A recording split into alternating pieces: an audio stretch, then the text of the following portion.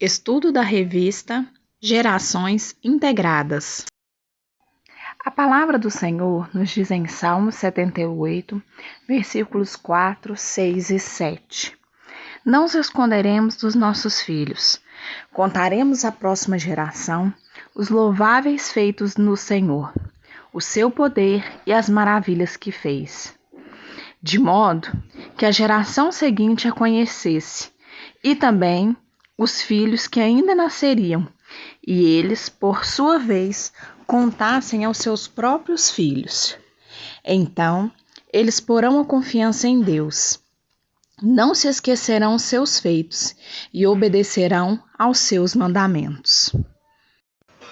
Nos tempos bíblicos do Antigo Testamento, a tradição oral sempre foi a principal riqueza que os pais deixavam para os seus filhos.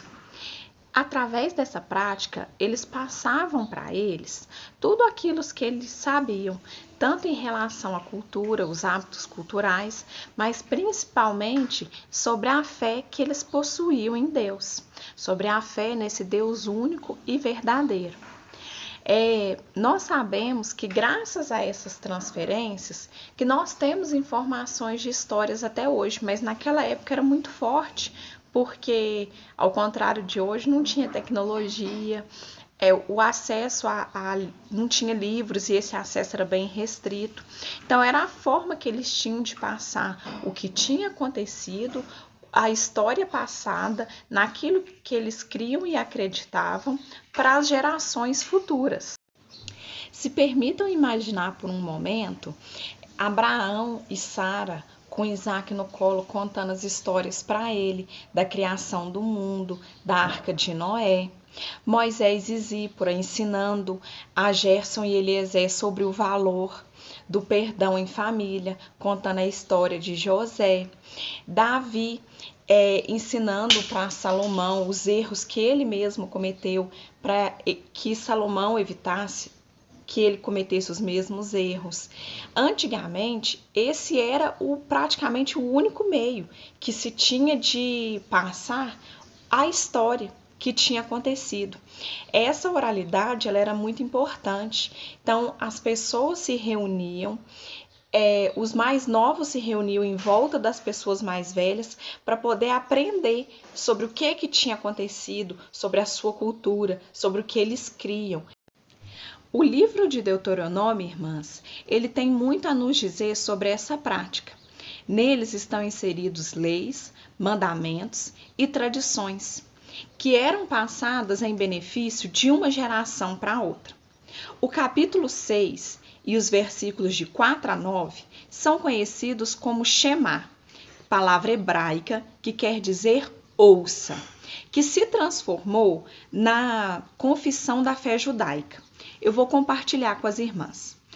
A palavra nos diz assim: ouça, ó Israel, o Senhor, o nosso Deus, é o único Senhor.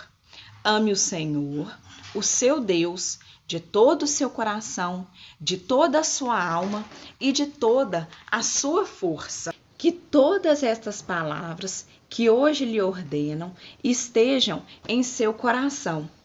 Ensine-as com persistência aos seus filhos. Converse sobre elas quando estiver sentado em casa, quando estiver andando pelo caminho, quando se deitar e quando se levantar. Amarre-as como um sinal nos braços e prenda-as na testa. Escreva-as nas batentes das portas da sua casa e em seus portões. Esse ensinamento normativo, irmãs, ele pode ser perfeitamente aplicado para nós nos dias de hoje, apesar de termos a Bíblia impressa em livre acesso, apesar de termos o Google, a internet para pesquisas.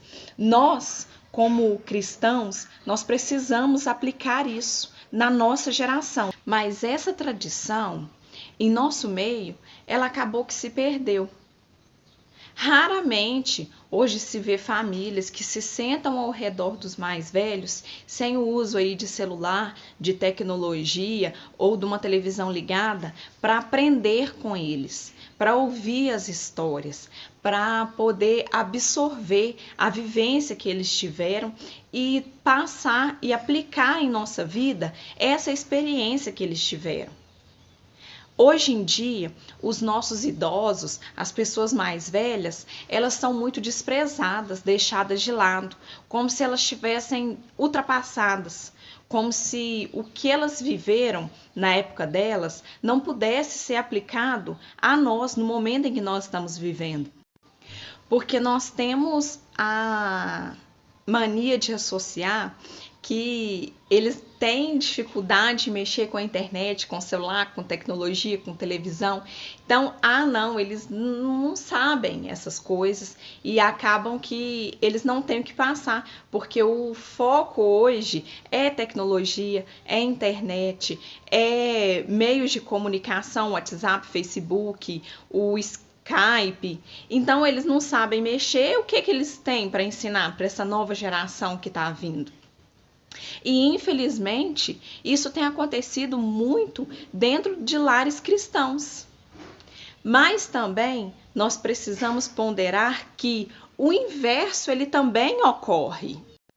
Muitas das vezes nós podemos perceber essa falta de conexão partindo também dos mais velhos para os jovens, para os mais novos, porque eu escuto isso até com certa frequência.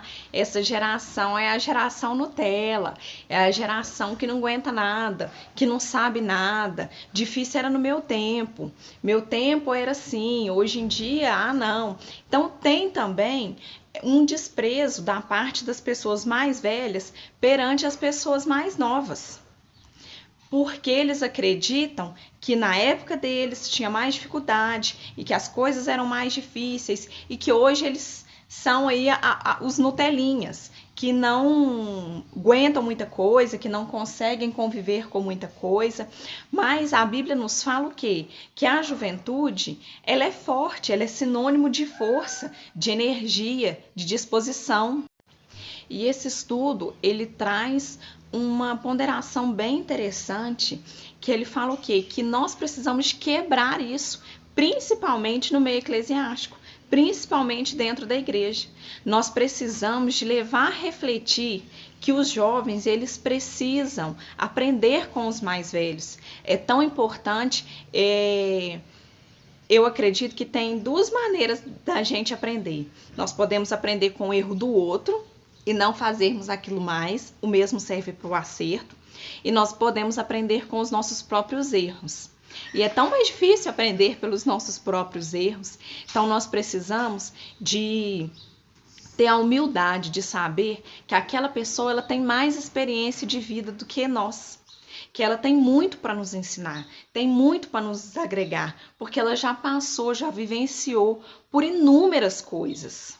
Por outro lado, as pessoas mais velhas, elas precisam também ponderar que as coisas já não são mais como antigamente. As dificuldades mudaram, as vivências mudaram, o meio como se vive mudou, a forma de se educar mudou, o meio de estudar, a escola, tudo mudou, está diferente. E que também elas têm muito que aprender com essa geração. Elas têm muito também que aprender, apesar de serem pessoas novas, que têm menos tempo de experiência, menos vivência, elas também têm o que ensinar. E a revista, ela traz até uma sugestão de haver uma troca de experiências na igreja, de se fazer isso, de um dia os mais velhos sentarem, os mais novos estarem realmente dispostos a escutar, a ouvir e aprender com eles. Mas também os mais velhos precisam estar dispostos, e a revista também dá essa sugestão deles se sentarem e ouvirem as experiências dos mais novos e aprenderem com os mais novos, principalmente essa forma tecnológica. Eu me lembro muito da minha avó Leda, mãe do meu pai. Ela, assim que lançou a internet, que era um tokenzinho que a gente encaixava assim no computador para poder rodar, ela tinha vontade de aprender. Ela, não, se isso está surgindo, eu quero aprender, eu quero saber fazer, como que faz, que negócio é esse? Na época não era nem Facebook, era Orkut. O que é Orkut? Eu quero entender, eu quero aprender. E ela aprendeu com quem? Com os mais novos, porque essas coisas não pertenciam à época dela. Ela não teve vivência, experiência com essas coisas. E ela também estava disposta a aprender. Irmãs, eu não consigo ler esta lição e não pensar naquela modalidade olímpica, eu não sei se as irmãs conhecem, de corrida, mas que tem que passar o bastão para outra pessoa. Se eu não me engano, são 400 metros e 4 corredores e cada um corre 100 metros. Precisa passar o bastão um para o outro.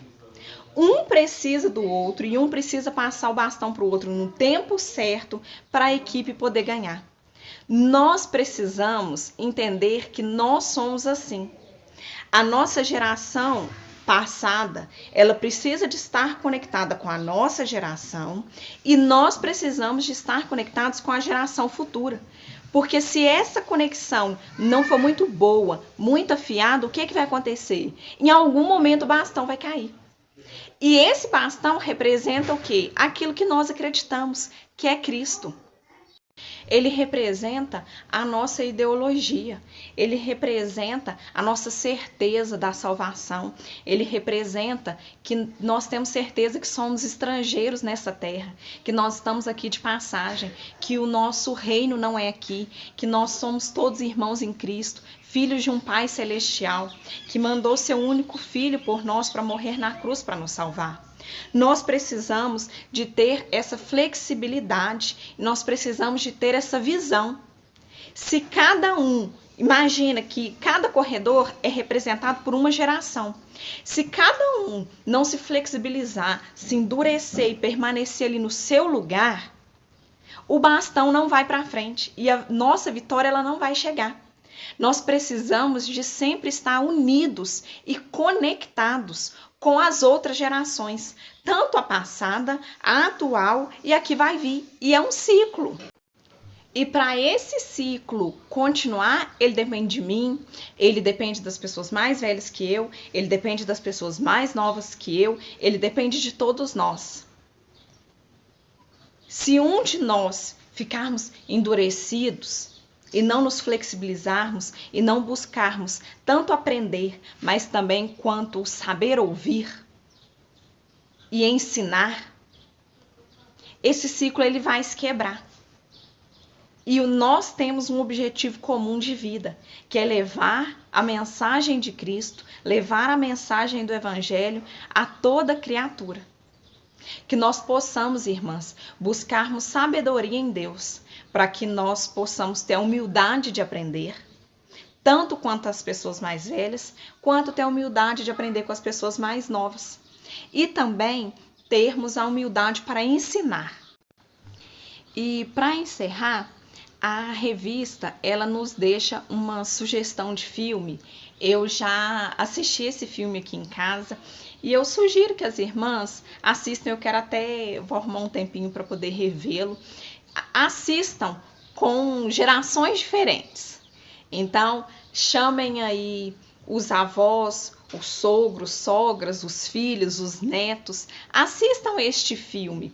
Ele se chama Um Senhor Estagiário e ele fala exatamente sobre isso, sobre as diferenças das gerações. E ele traz uma lição bem legal, bem bonita, sobre exatamente esse aprendizado, sobre você não julgar as diferenças de cada geração e você se permitir ensinar e aprender com cada geração diferente da sua. Amém, irmãs?